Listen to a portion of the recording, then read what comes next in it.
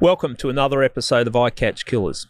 When you sign up to be a cop, you know you're going to see and do things outside the norm. It's a strange career that rewards and breaks people in equal measure.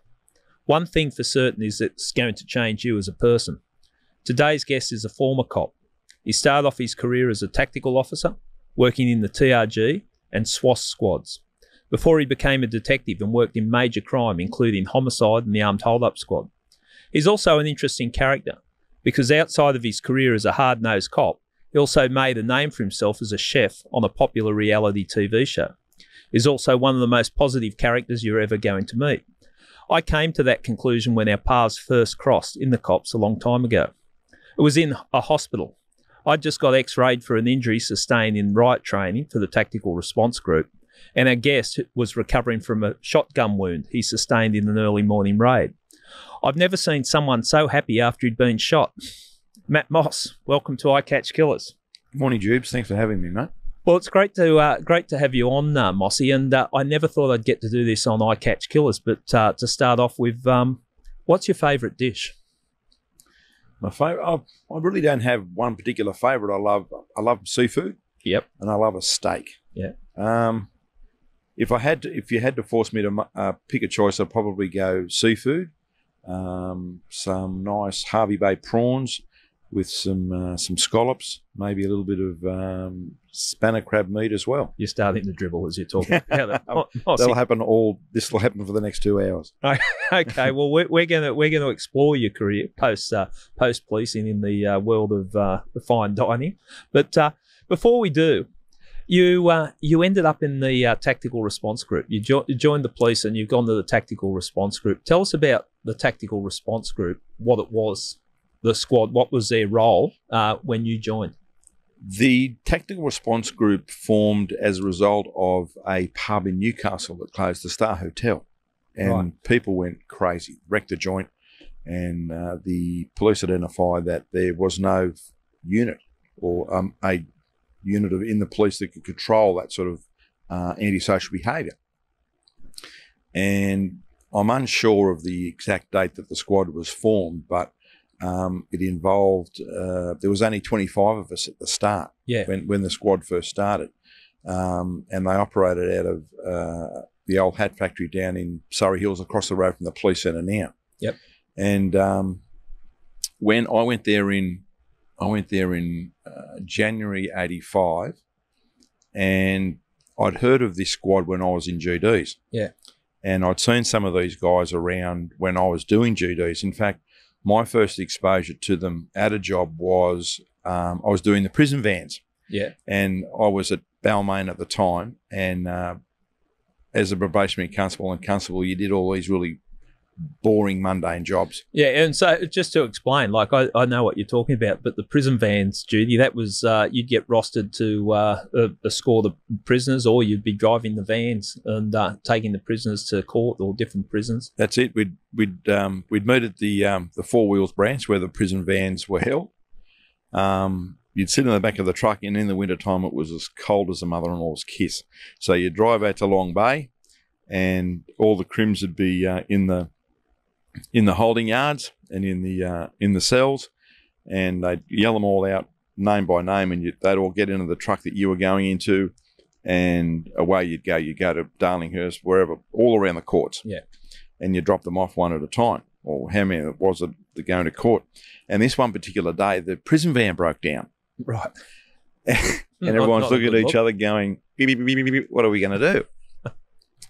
So I said to these guys, I said, look, the crims were going off like second-hand lawnmowers in the prison van. I mean, we waited there for probably an hour, trying to get the NRMA. No one was around, so we arranged to get another prison van. What do you do with a broken down prison van? Yeah, and there would have been 10 each. So it would have been 10 each. So I said, well, there would have been 20 crims, and there's no aircon. There's only these small windows, little vents in them. Yeah.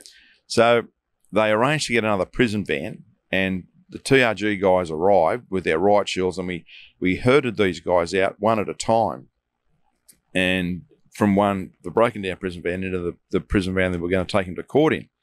And these crims got out of the van, and they saw these guys with leather jackets on and ride helmets on and police shields. And they're going, "What's all this? You know, who are these blokes?" And Haven't seen these guys before. Just shoot them along. And I remember thinking that presence of these guys had such an effect on the crooks. Yeah. And I thought, wow, that's something that I would really mind getting into. So from that, when I saw what I saw that day, I thought, I want to get some of that. You wanted a piece of it. It's funny thinking back that, with the riot up there at Newcastle at the Star Hotel, that we didn't have anyone to call back in those days. No. So it was general duties going out and no specific gear, Nothing. Shields. Yeah. Well intended. Yeah. But having bottles, I mean, how do you counter someone throwing a drunken lunatic throwing beer bottles at you? Yeah. You can't. Prefer to have your helmet on. Well, you'd want something, but the cops, as well intended as they were, but were just underprepared.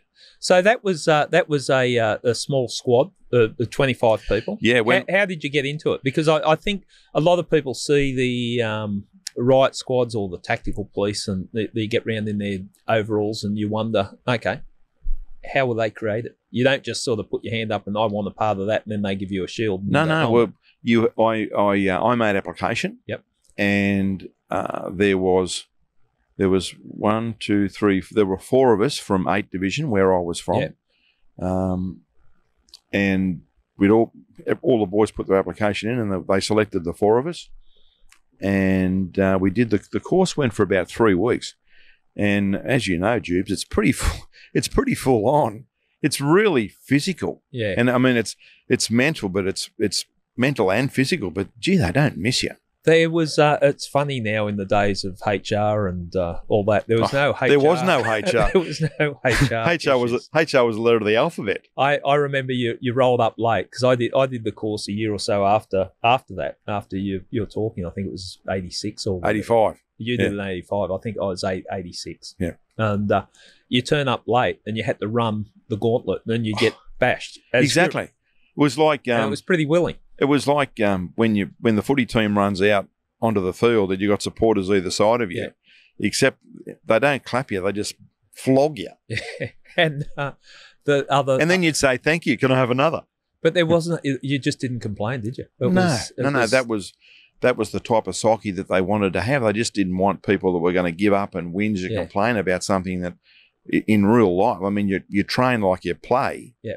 And the environments that they put us in, and the exertions that they put us under for such a long time, I mean, it does change you. They sort of break you in a way and then rebuild you again. Stripping down the guns while you blindfolded. Yes. By if you lose a part, everyone else is doing push-ups and do yelling 10 at and you. 10 sit-ups and 10 push-ups. Yeah. You probably do a couple of hundred a day. Look, I think people are interested in it. Some of it's fun. Like I look back at it and think some of it's fun. But remember the gas run. The gas run, yes. So they work you up into a lather of sweat. Yes. You're carrying around lumps of wood or whatever, crawling. And you're also gravel. dressed in a MBC suit, which it's got charcoal. It's covered in charcoal on the inside. It's like wearing one of those blow up sumo suits. Yeah. And you got a respirator on and a hood. It's in the middle of summer. and the gas is there to attack attack moisture, and it just burns you. Yeah, I mean, never been exposed to that ever. I mean, you walk into the gas hut and you see all this. It's like a little cloud that you walk into. It's thick, and they told you what was going to happen before you went in. You take your respirator off and you do your full name, rank, and station, and what's your mother's name, what's your father's name, all these questions, and you had to try and focus on the questions that were asked of you while you've got this burning sensation down your throat and in your eyes. You can't keep your eyes open, and off goes the mask, and you're just exposed to this foreign atmosphere, this intense burning. And what's your name and blah, blah, blah, blah, blah. And you walk out of there and you think, my God, I mean, you can't keep your eyes open. You've got spit that's running down to your legs and big snot. It clears the sinuses. Yeah. But it was a funny experience, wasn't it? I still remember it. And you talk it up and you try to prepare yourself for it, and you go in there. And I liken it, people ask me what it was like. I liken it to having pepper thrown in your eyes and down your throat. And it just hits you. and you can't physically hold your eyes open, and it's total and instant incapacitation. Yeah. It does serve its purpose for rights, etc., etc. But you need to be exposed to that, Jubes, because otherwise, if you're in a job or something happened and gas was deployed, you need to be able to counter that and still do your job. Yeah. So it did serve its purpose. Once you have experienced it and you realise you're not going to die, No. it is quite something that you can control. And just, okay, it's going to be painful, but you know there's an end to it. Of course. And it's difficult to explain to people what it's actually like. Yeah. There's no way you can experience it without actually being exposed to gas. But I would have done it for nothing, Jubes. Yeah, I'm the same. I would have. If they said, look, if you pay $50, you can expose to gas and you look like a dribbling moron, okay, I'll do it, thank you. During that course, I'm thinking that they're paying us for this. And then the log run round down Balmoral, the military base. Down at Moss. Well, Mossman was, that was a commando company. Yeah. And we did a lot of training there because it was close to town and they had all the facilities that we needed. And the log run was designed for team building. Yeah. And it was a sleeper. And I think there was probably 6 or 8 of us on this sleeper, and there was a design course that we had to go up and down hills, and it certainly quickly identified the non-hackers. I was amazed by that. I really was. There was people that talked up a tough game, and you really saw who stood out with a log, and it weighed a ton. Of course, it weighed a ton, but I mean, it was supposed to be shared by 6, 8 people, whatever it was. If one person shirked it, you knew, and I like the psychology of that type of training. It's great. It isn't, because it really sifts people out. You find out who the people are that you can rely on. It identifies non-hackers. Yeah, and within probably 200 or 300 metres, you could work out the guys that had hearts the size of caraway seeds. but the systems that they developed were all sort of militarily based, and all of the design was to identify non-hackers. Yeah, and if you didn't have what it took to be in the squad, you identified pretty quickly. Yeah. It's interesting too, like the psychology of it with the course, and I remember like training, whether it was on the course or after the course, teaching us how to get on a bus and get off a bus. Now, that sounds pretty stupid, and you think, oh, Jesus, they're riot squad blokes. They must be pretty thick if they've got to be taught how to get on a bus and get off a bus.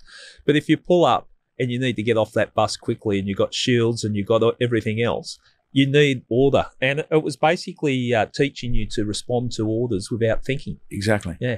But there was a structure. Yeah. To get off the bus, you would number something on the bus, and if you've got your helmet on, and with a helmet, it comes limited being able to hear. Yeah. And you got your shield and your baton and all the other equipment that you had pepper foggers. Yeah. And it was structured, and everybody knew their time and their number, and when it was time to get off. And you get the bus would probably fit 30 odd blokes on it, and it'd be empty in under a minute. Yeah. With all the equipment. And the boys would be in a line, ready to go. Form up in a line. Another fun part of the training was Katingal, when Katingal closed down, and training with the Malabar Malabar Emergency Unit. Oh, wasn't that that was doing cell extractions. Oh, you may as well have just said we're going to fight and go, okay, yeah. That was so it was scary. Yeah. But the Malabar Emergency guys played the roles of the Crims. Yeah. And I wasn't, the team that I was on with the 8 Division guys, we were probably 3rd or 4th in line ready to go and do these cell assaults. And the first team that went in, I think they may have been from Waverley. Yeah. And they were only young blokes. They would have only made 19, 20, 22. And there was a sergeant there who was probably into his 30s. And this Malabar Emergency Unit guy, he was a monster. He was like a Coke machine with legs. and they're trying to negotiate him out of the cell. Yeah. Because the scenario was he's going to be tipped from this jail to another jail. Yeah. And he's putting on a stink, and he's engaging with them. And I think they thought they were going to talk him out, because the drill was that if you can potentially talk the crook out, you can get him out, and there's no need for confrontation. So the sergeant's there doing his best, and all the young blokes have got their helmets and they've got their shields and batons ready to go. And they're thinking, well, gee, the sergeant's doing all right. We might dodge a bullet. And then the sergeant's thinking, oh God, this is going to be great. And then the next minute, the crimmy gets he's got a cup of water, but Yeah. he says to the coppers, he says, "Yeah, drink this piss," and he throws this. It was water, Yeah. but at the time they thought it was piss. Yeah. And he's banging on the door, and he goes, "Come in and get me." So the jig was up; they were committed. So they opened the door. Well, it's on. Yeah. It is. Oh, and it was that guy. He cleaned up the first 2 blokes through the cell in a second, and that went for probably 10 or 15 minutes, and it was full on. I still remember training there, and the ferocity of it was just it was almost like, well, stuff this, it's on. You know what? It was a drill, but it was real. Yeah. I mean, we watched that cell assault from where we were, and they changed the role plays over each time.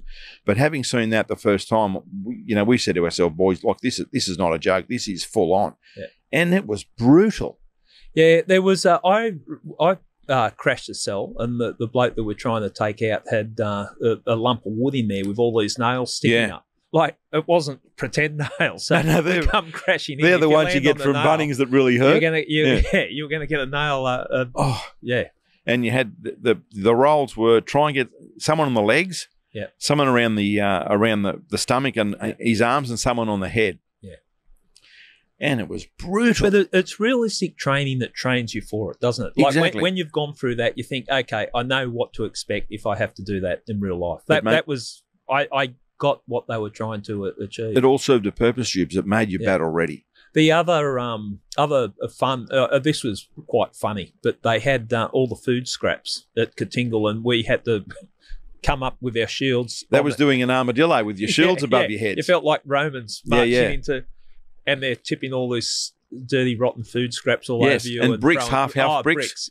Half-house bricks, and they were legitimately attempting to break the armadillo because you put you've got your shields on and you're right. Strong as the weakest man. Exactly. Yeah.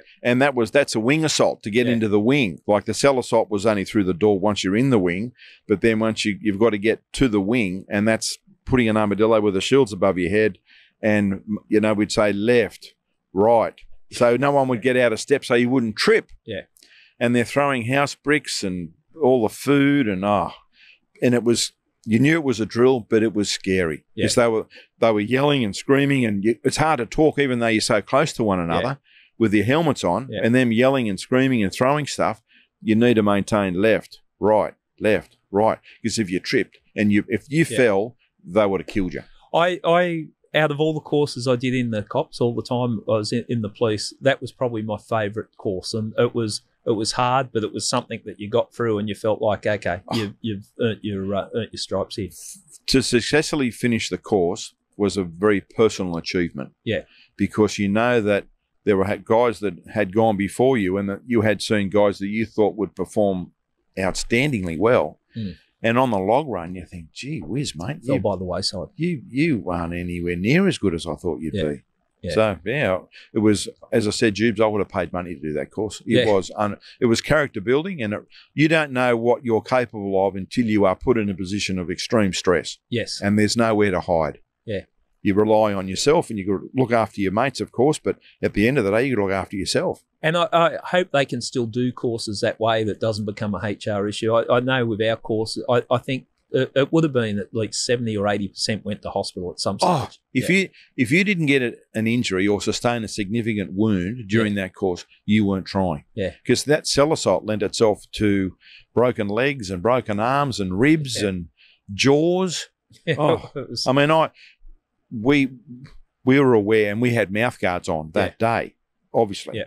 And touch wood, we were okay, but there were some blokes that got some really bad injuries because the inside of a cell was just a concrete block, which was their bed, and it had there's not much had a mattress. There's no room at all, and of course the Crims had wood, and they had hot water that they throw at us as well, and it was as real as it could possibly get, and there's nowhere to hide, and you got to rely on your mates, and you do your job. Yeah. If you do your job and everybody does their job, mission complete. Interesting time. So you passed the course. Passed the course, yep. Then you attached there full time. Finished the course, and I thought I want to do that full time. Yeah, obviously. So I made application to do the course. I made application to go to the squad full time, and I was successful. And at the time that I'd got there was only 25 of us. Yeah. And we looked after all of Sydney. Yep.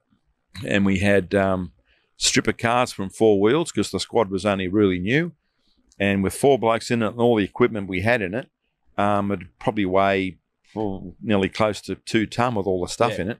And we'd go through breaks every 2 or 3 weeks. Yeah. And then we evolved and we got some Toyota Land Cruisers to fit all the stuff in. But the really early days, it was just in the back of a sedan with all the equipment, or a station wagon. And we had portable radios monitoring all the stations around Sydney. This is equipment that other police didn't have access to, at that time. So it was the riot gear, it was shotguns, shotguns and ballistic helmets, vests. Yeah. We had torch systems. We had what else did we have? Shield and a fair bit of ammunition. Yeah. I can't remember. Oh, we had some roping stuff. Yeah.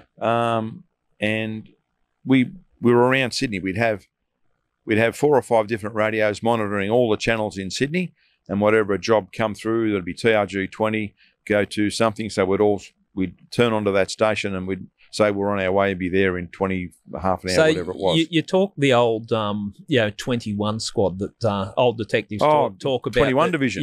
That would come in to clean up a pub or do that. TRG virtually evolved into that role, but where there was a trouble spot where you get the tough guys coming in, and they were the TRG. And, and in those days, we wore big black GP boots. Yep. And we had navy blue general purpose pants and leather jackets and a tie. And we had these big KB26K battens. And no one had ever seen any. We weren't dressed like the normal police. We dressed our own way. And that turned heads. And it stopped problems too. Yes. Because there was that threat, that intimidation. We enjoyed a reputation amongst those individuals that practice antisocial behaviour. Yeah. That if they wanted to throw a party, you bring the cake and we'll blow the candles out. I love your cliches, Mossy. We're going to have a dictionary at the end to explain what all this means. What I meant by that was the Crims wanted to start something. You start it, we'll finish it. Yeah. So you got involved in the Bathurst riots. Yes, I went to the TRG in January 85. And in April 85, there was the motorcycle races at Bathurst Mount Panorama. And that turned out to be very interesting, potentially life-threatening situation where the riots with, Just to explain that, the Bathurst races, spike races, that they were attended by, I think, 30,000 or more people on the island at Mount Panorama. Yeah, right on the mountain. They camp up there. And I think in 81 or 83, there was starting to be trouble. It wasn't outlaw motorcycle gangs as such, but it was a motorcycle type enthusiasts. Okay. Turning up, and there was a police compound on the mountain. Police station, Yeah, and that's people there. There were a few years before there was started to be some riots, and people were throwing things at the police station and all that. And it was escalating. 85. You guys went up there, so the TRG were sent up there to keep control and tell us what happened. Like, I think to explain it, because that was one of the most violent riots I know of in the country. I think that's the only riot that New South Wales been exposed to. It's Molotov cocktails. It's such a big, it's such a large scale. Yeah, we weren't up there on the mountain straight away. We were in a holding pattern in a motel down at the bottom of the mountain, and we were getting intel through the guys up there that the natives were getting restless, and they were starting to throw Molotov cocktails just at the coppers and in the police station general direction. So the boss pulled the trigger and said we were on. So we'd practice and practice and practice for weeks in advance. So we knew where to go, what to do, and everybody had their area of operation to work with and their responsibility.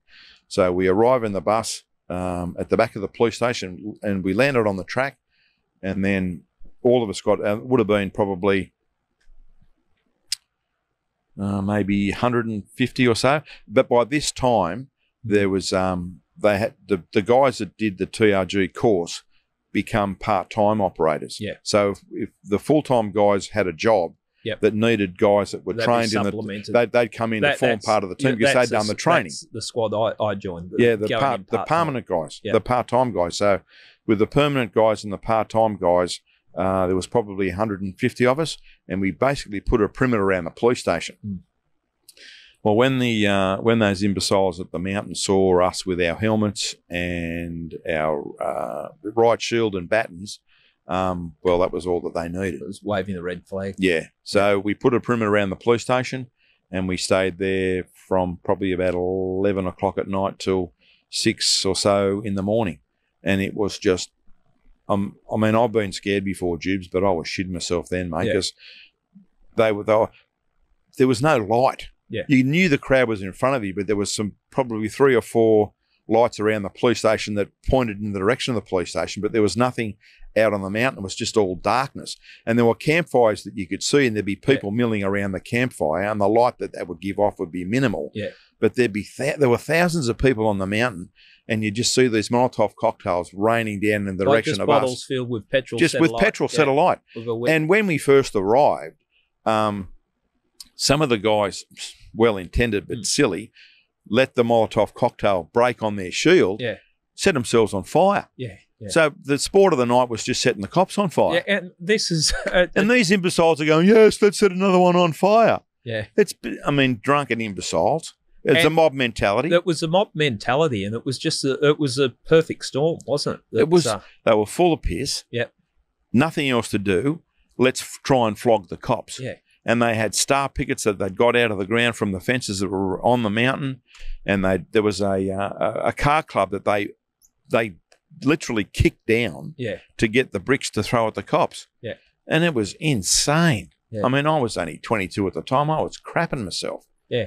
And to see blokes next to you, because when they realised that the cops were going to let it go on the shield, then we said, look, let's not do that. Let it pass over you and let it go on the ground. But what the Crims were doing is they were throwing the Molotov cocktails a short distance in front of us. So when it hit the ground, it'd spray, but it'd also roll in your general direction. Yeah. And then they had toilet rolls full of fuel. Toilet rolls were nothing because you could see them, but it's the Molotov cocktails because when they hit the ground, they rolled in to where we were. And the reality of it, you get hit with a Molotov cocktail, regardless of what's there beside you. You could you could be killed by it from the flames or sustain serious burns. I mean, once we said, look, let's not hit the shield, and they were throwing it in our direction, we could see the approach of the Molotov, and we could say whether it's going to go over us or in front of us. And when it landed in front of us, we could say, okay, well, let's look aside. And we eventually, through practice, identified the best way to deal with this, but whilst also maintaining the line. Yeah. And there was a couple. You're learning as this is. You're learning as you go. I mean, right. When we did the drills, when we were training, no one throwing Molotov cocktails at us, but the bottom of your pants would catch fire. That wasn't so much of an issue because you could pat that out. Yeah. But it was sustained, and it went on for hours and hours and hours and hours. And there was a time then when they were getting very cocky. So the boss would say, okay, let's advance. So we'd on 3, we'd all agree to maybe go forward 20 or 30 paces. Yeah. And then if there was anyone left, because some of these blokes that have their backs turned going, yes, let's get the cops. And what we'd do is we'd wait for them to turn their back and go, let's go now. Yeah. So we'd advance on these blokes and just give it to them with the batons. Yeah. And they'd be lying. So we'd belt them with the batons. They'd go down. We'd go past them and then come back again, give them another touch up and then come back and form the line again. Yeah. And they'd be down in front of us going, oh, look what you've done to my leg. Yeah. But 5 minutes ago, this bloke's throwing half house bricks at you. Yeah. And I'm going to get that bloke. Yeah. And I can't throw house bricks at him, but I can flog him with a baton. Yeah. So that's what it was like. You'd identify these blokes, and there'd be some blokes that were smashed out of their heads trying to get everyone else involved. Yeah. And it was there were identified leaders in the crowd that would say, righto, you do this, you grab that, you grab that. They were the blokes that we identified. So when we do an advance, we'd advance and we'd get them. But what we tried to do was get them when they had their backs turned, because they're trying to coax the crowd in front of them. The instigators, take them out. To get the ringleaders. So we'd go and get these blokes and just flog them and then come back, and they'd be limping around. And if we did that 2 or 3 times, those ringleaders tended to stop. Disperse. Yeah. But they couldn't walk. Yeah. We just flogged them. It was a crazy situation, wasn't it? I'm reading old media reports and I speak to cops. I know plenty that were there on the day. But, 70, 80 police injured, significantly injured. Significant. But the psychological toll it took on all of us, because we'd never been exposed to anything like that. Yeah. I mean, I was only 22. I was just a young bloke. Yeah. I mean, it was an adventure.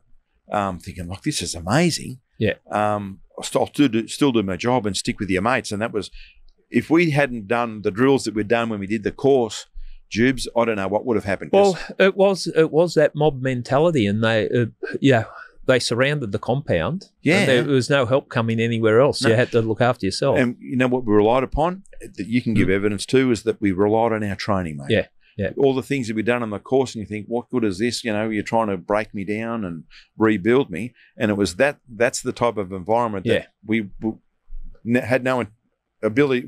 We had no idea it was ever going to get to that, but it got to that, and we relied on our training, and it got us over the line. Yeah, well, on the back of that, because I did the course after that, and I think it was a 6-week course. It was full on, but we trained specifically for that, like the how to react with the Molotov cocktails. And okay, well, there you go. Open the shields up, and you'd have, in a team of 3 or 4, you'd have someone there with the designated fire extinguisher. Yeah. We had that as well, but you know, once the chaos, it's ridiculous trying to put out a Molotov cocktail, because in 2 seconds it'll burn itself out anyway. So we learnt through attrition. Yeah, but it was an amazing experience. I mean, I saw a lot of guys beside me go down with really serious injuries, because with the house bricks they were bouncing them off the ground and rolling them underneath the shields to get the boys in the shins. But we had hockey shin pads on, but they'd still get you on the feet. Yeah. So they identified what we were doing to counter them, and then they were coming up with new ideas on the run to try and get the cops. And basically it was just like trying to knock the cops down. Yeah. It went on all night, and there hasn't been something like it since. No, thank God. Channel 7 left a camera car up there. Yeah.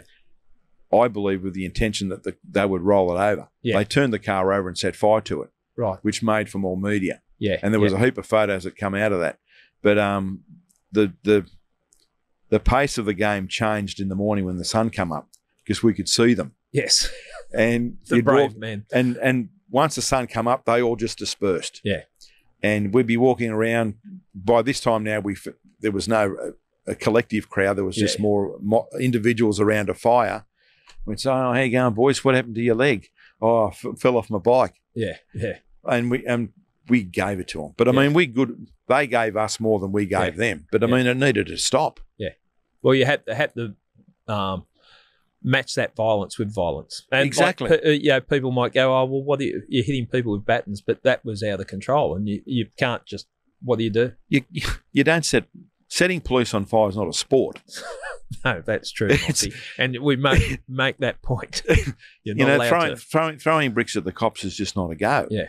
And they just thought it was sport. I mean, they're all pissed out of their head. Yeah. And they thought it was fun, but being on the other end of it, it's not having house bricks thrown at you on your helmet, giving you a bit of a rattle up. It's it's pretty powerful stuff. Well, your time in the TRG was eventful in other ways too, because the first time I met you, it was, as I said in the introduction, was at hospital, and you were recovering from a gunshot wound. Yes. And you were still positive. 85 was a big year for me, Jude. Always look at the bright side of life. It's like Monty Python. But you tell us about that. We're laughing about it, but it wasn't funny in any way. Oh no, it wasn't funny at the time. I can laugh about it now, but at the time, again, 85 was a big year, Jubes. Had the Brighton 80 in Bathurst in April, and then the 20th September 1985. Yeah, I find my way into a search warrant. Yep, at Bankstown, and done a heap of search warrants before that morning. Usual go, smash the door in, police, recover the crook, recover the property or whatever it is that they're asking us to recover, and job's done. And this particular morning, it was the job was the fellow in this house had pulled a gun on the cops a week or so beforehand. Yep. So cops retreat and go to the police station at Bankstown, get a warrant a search warrant to get this bloke. So we arrive at the police station, and so that was the local police, but they've called you. They didn't have the facilities or resources or assets to do the job. So, and that was one of the roles that we did, was high risk policing. So arrive at the police station, give a briefing by the detectives. No particular big drama. This bloke's supposed to have a gun. We're unsure whether he's there or not, but in any event, we've got the warrant. Let's go. So usually we're there about 6 o'clock. But this particular morning, for some reason, I can't remember, we were running a bit late. And we parked our car down the road and we're on our way to this house. And I remember people walking to the station and them looking at us. We've got our shotguns and helmets and vests on and making our way to the door. And an entry team consists of 5 people. There's a hammer man who's got the sledgehammer, and he's the method of entry guy. He breaks the seal of the house, and the assault team is 1, 2, 3, 4, and every guy has a responsibility. Once the door's broken, you identify rooms straight away, left or right, be it whatever they are, and you enter the room and you take a position of dominance and you clear the room, and that's a drill. And everybody has their responsibility. Everybody knows their role. So this particular morning, the hammer man smashes the door. The door opens, first hit, no problems at all. Now, when the door opened, it partially covered the door of the room where this crook was. Right. So I've walked past that door, and the hammer man's tapped me on the shoulder and said, "Look behind me." So when the door opened, as I said, it partially covered the door of the room that he was in. And the door was open probably about an inch. And just as I went to kick the door open, he opened the door from the inside. And straight away I see this fellow with a shotgun, like it was a double barrel, like Beverly Hillbillies. And he had it on an angle. He had it on his hip, and the butt was on his hip. And he also had his daughter. She was probably about 8. And he had his arm around the daughter who was directly in front of him. And I could see the barrel of the shotgun, and I looked at him, and the barrel was about 18 inches away. And I mean, you take all this on in real time, like it's a click. But it was and I saw all that in real time, and I saw the barrel, and I jumped out of the way, and he just got me on the arm. And I remember this huge ringing in my ear. So straight away, the boys knew that there was an issue with the sound of the gun. So I've ran down the hallway and I've gone right to the back of the house. And one of the blokes who was doing the raid, he thought he heard someone turn a tap on. Right. But it was the blood coming out of my arm. So Peter Gillam was he recently left from the police maybe a year or so ago. So Peter Gillam's at the end of the room where I ran to, and he's put a tea towel around me, and he's going, "Jesus, Mossy, what's going on here?" So everyone's taken up positions of dominance, trying to get this guy out. So you still got the crook in the room? Oh, the crook's still in the room. So everyone's trying to take up positions of dominance to try and get him, and it's difficult because there's a hostage, really. So I'm doing my best to try and stay alive at the end of the house. And you wouldn't know the extent, like the no, I was clueless. Kicking in. There was no pain. There was no, for the first 5 or 6 minutes, there's no pain. Until you see and so realise. The boys got on the radio, the ambulance. I don't know how long it was before the ambulance arrived, but I can remember lying in the whatever room it was, the kitchen or whatever it was. And I remember getting really thirsty. And I spat, and I remember thinking, God, I'm so dry, I just want something to drink. And then all of a sudden it was, this is, then I'm thinking, if you're going to die, it's not so bad. There was no pain. That's what's going through your mind. I was just thinking, it's not so bad. I mean, if I'm going to die here, well, what a shame. But I felt really at ease. I felt like all I wanted to do was just go to sleep. And as I said, there was no pain. And then I thought to myself, this is not good, you idiot. I mean, wake up to yourself. You're only 22, you fool. Pump up a little bit. Rely on what's inside you and take care of business. So, and it was at that point that I thought, well, this isn't happening. So, And it was as quick as that the pain started. Right. Okay. So you've I thought, I've made the decision now. This is not going to happen. take the But pain. it was so peaceful, Jubes. Yeah. I mean, I knew that I could roughly hear talking and the yelling in the background, but I didn't care. Yeah. It was oh, this isn't so bad. It's amazing, isn't it? And I was really thirsty, but I could hear all the noise. It was like, you know, when you have those whistles when you get in the ambulance. Yeah. That makes you feel good. Yeah. You get in the trolley. Yeah, that was just what it was like.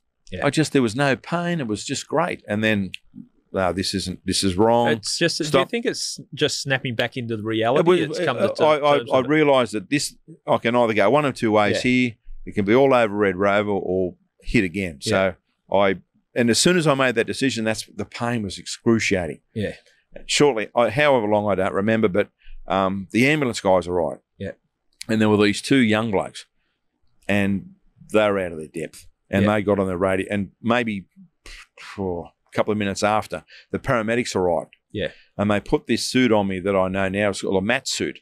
And it squeezes all the blood out of your legs and it to go into your internal organs, your vital organs. So they stabilised me there. They were going to take me away in Pol Air, but the weather was bad. Right. So they transferred me to Bankstown Hospital once they stabilised me. You're still conscious? Yeah, I was still conscious, and the pain was excruciating. Yeah. So I arrive at Bankstown Hospital early, probably 6:45 or so.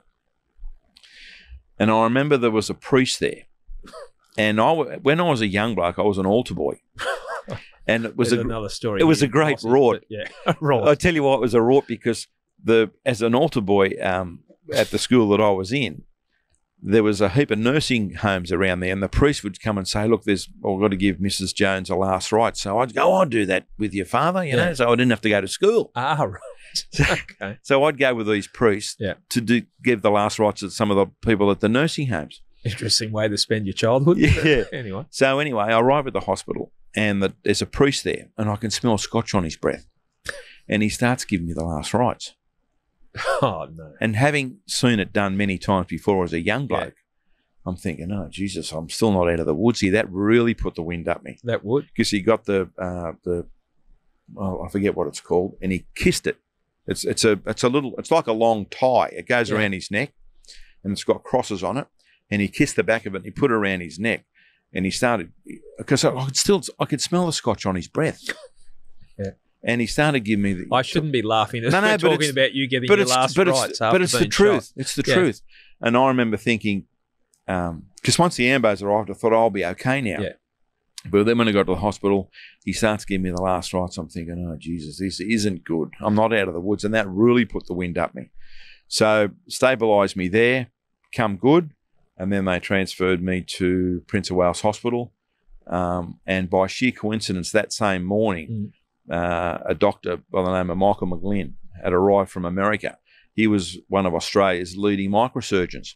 Right. Arrived that morning, coincidentally, and there was an orthopod and a microsurgeon, and the surgeons and the care that I got at Prince of Wales was amazing. Yeah. And they looked after me like a rock star.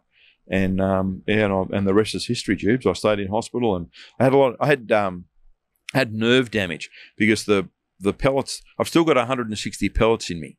I've got them in my arm, and I've got a couple in my chest. Yep. But because the barrel of the gun was so close to me, as you know, when a shotgun goes off, it's got a thing called a power piston that holds the pellets in it. Yeah. And I had the power piston in my arm. Right. And as I said, I've still got 160 pellets in me, but they don't form any issue now because they were sterile when they travel. So I had some infection from the powder, but I had the power piston in my arm. So they removed that, and they removed a few pellets, but majority of them are in my arm still, which is neither here nor there. But I had external fixateurs in because the injury to my humerus was so traumatic. It was like a windscreen had smashed. So they put these big, long things called external fixateurs to hold my bone together so it would knit. And the knock-on effect of the shotgun injury was I had nerve damage. Yeah. There's the ulnar, median, and radial nerves go down your arm to give you the movement in the arm. And after the surgery, the doctor said, "Look, you've got some nerve damage, significant nerve damage," and they took the femoral artery out of my leg to put in my radial artery in my arm as a Right. means to deliver the blood.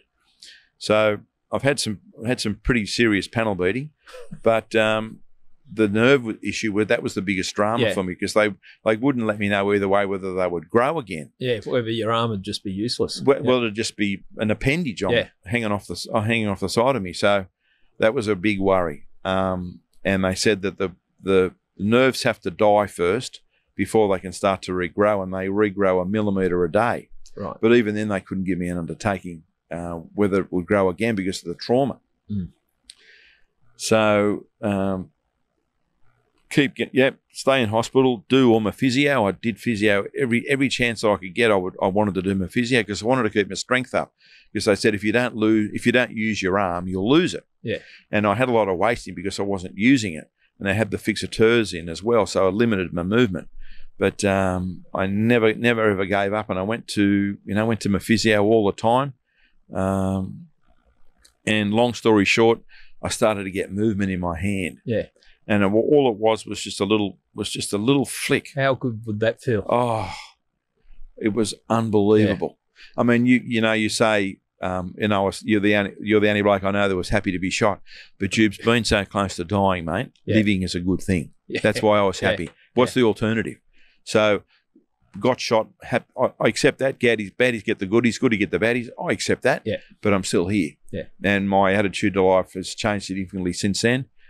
Do your best every single day, because I've dodged a bullet, literally. I mean, whilst I've got a bullet, I've dodged one. I'm still alive, and will live forever. Well, I've only known you since you've been shot, or after you've been shot. But as I said, when I saw you, and your shoulder was pretty badly damaged, and anyway, you were quite happy from the start. And I think you underplay it, like the rehabilitation. Everyone was talking about you, how hard you were working to get back. I wanted to get back. Yeah. All I wanted to, I mean, I could have, once I'd come good, and I knew that once my nerves had started growing and I got this twitch, and I could see the results of my work, that was just the motivation I needed. And the injury that I'd sustained was never going to stop me.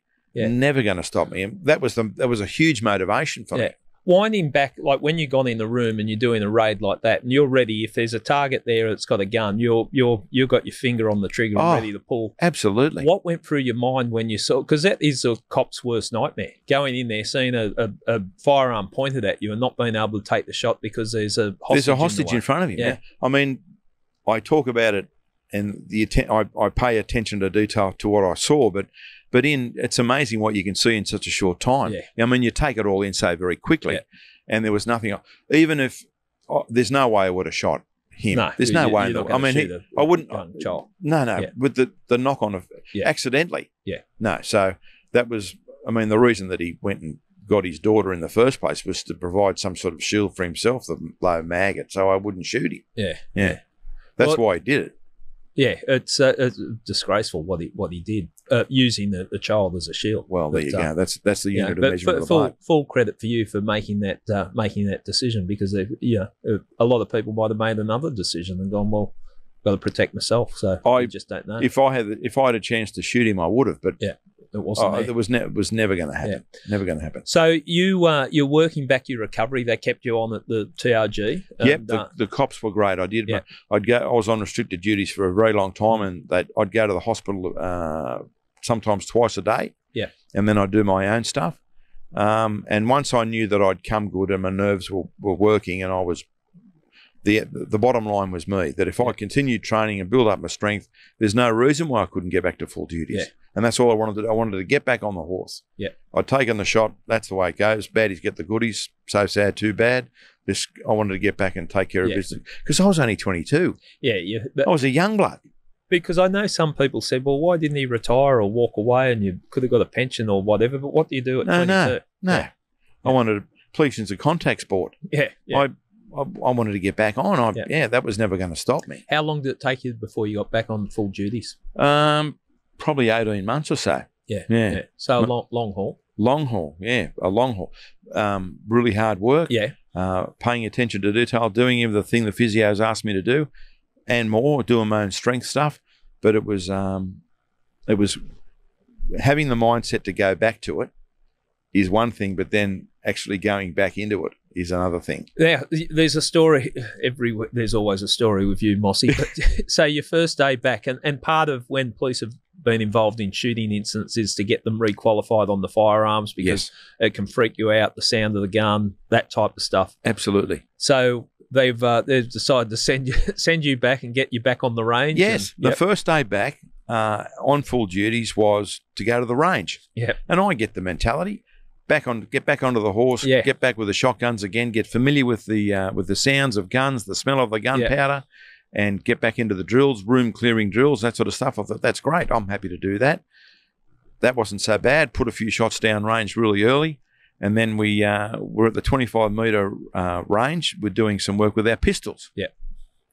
And this is probably 1 or 2 o'clock in the afternoon. The day's slowly coming to an end.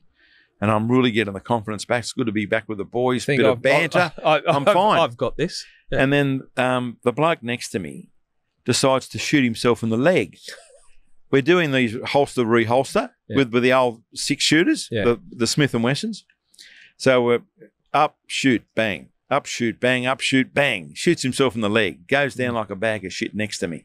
I've gone, oh, my God. Did you start shaking? I nearly soiled myself. Yeah. It was... That really hit home again. I'm thinking, oh, I've got firearms. I've come through all this way. I'm a legend. Yeah. And this bloke shoots himself in the leg right next to me. So I'm giving this imbecile first aid. Yeah. It went through the bottom of his holster and it went to the top of his thigh. Yeah. And it went below the skin and above the muscle, and it lodged just above his knee. So trying to cope with all this, I'm trying to help this imbecile, and we get some splints, and I put the bandage around his leg, and my heart's bumping out of my chest. Yeah, I could imagine. Oh, I was trying to smother my feelings by trying to treat this imbecile. Yeah, and the MPs arrive, and the army ambulance arrive, and they take him away. And after he'd left, and I made out in front of everyone. Oh, no, I'm sweet. Yeah. But I wasn't sweet. Yeah, it rocked you? Oh, it really rocked me, yeah. I can just imagine something so innocent. Yeah. You know, like we've done it a million times. Yeah. But this imbecile, shoot, bang in the leg.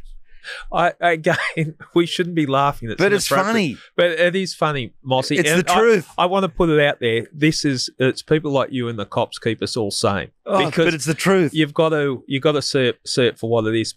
And people think, how do you shoot yourself on the range? Well, first you've got to be an imbecile. But it can happen. Like it's just anyway. Well, I mean, I use that line imbecile as a throwaway line, but if you're not concentrating what you're doing and you've got a firearm in your hand, it can end badly. Yeah. It can end badly and you can shoot yourself in the leg. So if you're not paying attention to the drill and what they've told you to do, I think he just got fatigued. Yeah. I think he just got fatigued and he just lost focus. At the end, I think it comes in the overconfidence. Like people go, how do you, like you forget left your gun because you're carrying your gun all the time. It's like your wallet. And you're overconfident. You get complacent. Yeah. I think he just got fatigued, to be honest. But he didn't have to do it on your day. No, he could have done it 2 blokes down. Yeah. Oh, so it was right beside you too. It was 18 inches away. Yeah, you're not far when you're standing on the range. You're not far from someone. No, we were right next to each other. And so he gets dusted off and the boys are saying, oh, you're right, Mossy. And I'm going, yeah, boys, no worries at all. But I wasn't good. I can imagine. On my way home in the car, I was thinking, I'm going to give this away. Like, I'm jinxed. It must have got to that point. Like, well, it did. I mean, I've got shot, come good. Yeah. Got the last rights, come good. Worked so hard to get to where I wanted to be, to get back with all the boys doing jobs again. Yeah. This is great. I've got what I wished for. And then this imbecile shoots himself. And like, God, what are you doing to me? And I know I'm Catholic and I'm not a member or financial, but drunken priest, he put a spell on you. Oh, give me a leg up, give me something. And it was that night I thought, I'm jinxed. Yeah. If this has happened to me on my first day, what's going to happen when I go back and I do a raid for the first time again? Yeah, and there is, like, all jokes aside, you don't you know the consequences if someone stuffs up in the raid. Like you might freeze or whatever, and your mate's going to get killed. Exactly. So there's a lot. You got to be right up there in the head to do it. You've got to have the mental discipline. Yeah. You've got to have the wherefore to know that I'll do my job, and you've got to have the faith of the fellow that's with you that he'll do his job. Yeah. That was never an issue for me, because to successfully complete that course suggests to me that you have what it takes. Yeah. I mean, the part-time guys did their job, but they never did any at another level. They never did the raids that we did. Yeah. So the full-time guys, you'd rely on you with your life. Yeah. And that was never an issue. But you know, the part-time guys, as well intended, weren't up to that standard. But you need to know that I can rely on my mate, and that's all you need to do. It's hard to give a balance to. I put my life in your hands, Jubes, and you let me look after your life. Yeah, it's hard for people to understand that. Well, it's good that we talk about this, because people don't understand what police are going through. When you're going into a building, anything could happen, like you found out. Exactly. You got a person with a loaded gun behind you. You got a person with a loaded gun in front of you, or you're out the front and you got 4 people behind you with loaded weapons, and you're looking for a person with a loaded weapon. Exactly. And everyone's adrenaline's in limited space. Yeah. And every single job that you do, you will experience a thing called sensory overload. Yeah. Where you're trying to take so many things in real time, and trying to maintain the clearing of the room, which is the job to get the crook, maintaining what I'm supposed to do, what my job is, looking after my mate, making sure he's okay, and it's that ongoing communication. I mean, there was drills that we did that served a purpose, of course, but the object was to get the crook and then bring everybody home okay. Yeah. But to quantify, to have my mate's life in my hands is a huge responsibility. Yeah. As you inside Jubes, you look after my life, mate. I want you to look after me, and I give you a gold-plated guarantee I'll look after you. Yeah, champion. It's got to be that way, and like the adrenaline does kick in. And when you're saying you're looking at things, it's like time slows down. You're seeing everything. I've been involved in a couple of shooting incidents, and it's like it's like you're watching a movie. Exactly. It's slow motion. You're watching what's happening to you. Yeah. It's a weird feeling. It's weird. Look, we might take this opportunity to have a break. When we get back, we're going to talk about you didn't learn your lesson. You are a bit slow on things, because you went from the tactical response group to the special weapons and operations squad, which takes it even at a higher level and probably more exposed to firearms there. But you also became a detective, and you became a reality TV sensation on a cooking show. So there's always a lot, and we are going to raise, so just think about it. I've got notes here that says the Harbour Bridge incident. Yes, so I'm well aware of the Harbour Bridge incident. I want you to think about what you're going to say about the Harbour Bridge incident when we get back. Okay. Cheers.